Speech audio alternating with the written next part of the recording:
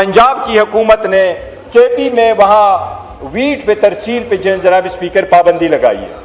हुकूमत का ये कहना है कि हमने पाबंदी नहीं लगाई है, हम वहाँ जो सिस्टम है परमिट वाला जनाब स्पीकर, वो फॉर्मेट का सिस्टम जिससे आप वीट को रोकेंगे।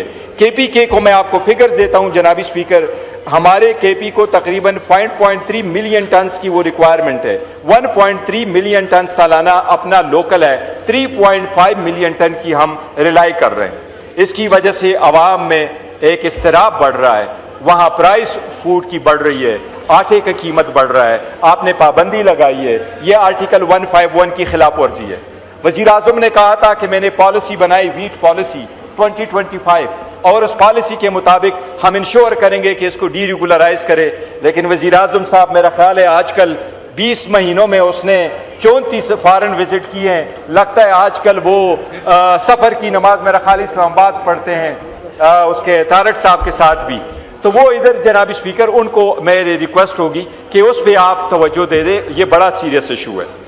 जनाब स्पीकर, मैं एक और अर्ज करूंगा कि ये हमेशा से दो पॉइंट, ये जनाब स्पीकर ईमान में पार्लियामेंट में सूबे में जिसके पास मेजॉरिटी है उस सूबे का हक है कि अपने वजीर आजम वजीर आला चेंज कर ले। इस ईमान में जनाब स्पीकर मीर ज़फ़रुल्लाह खान जमाली साहब थे, फिर शुजात साहब आ गए, फिर उसके बाद आपने देखा जनाब स्पीकर शौकत अजीज साहब आ गए थे, यूसुफ रजा गिलानी साहब थे, फिर राजा साहब आ गए थे। ये उस पार्टी का हक है।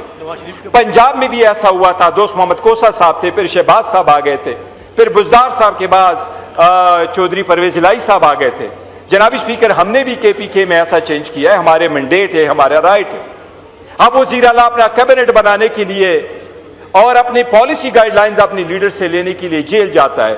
अफसोस के साथ कहना पड़ता है कि आज तक उसकी इजाजत नहीं मिली। हम सारे अपोजिशन यूनानिमस होकर के एक रिजोल्यूशन पुट करते हैं, हम स्पीकर से मुतालिबा करते हैं आप रूलिंग दे दे। हम यूनानिमसली कहते हैं एक इकाई का सरबराह है, वो चीफ एग्जीक्यूटिव है, ये ईवान मुतालिबा करती है, उनको इजाजत दी जाए कि खान से मिले।